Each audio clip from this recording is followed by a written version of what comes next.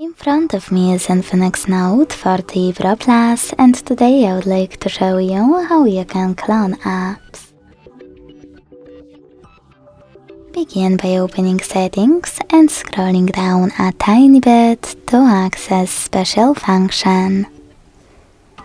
Then hit Xclone over here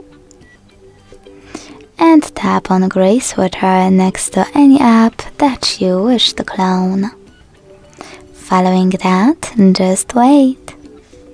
So when I go back and check my app, I can see that it was successfully cloned.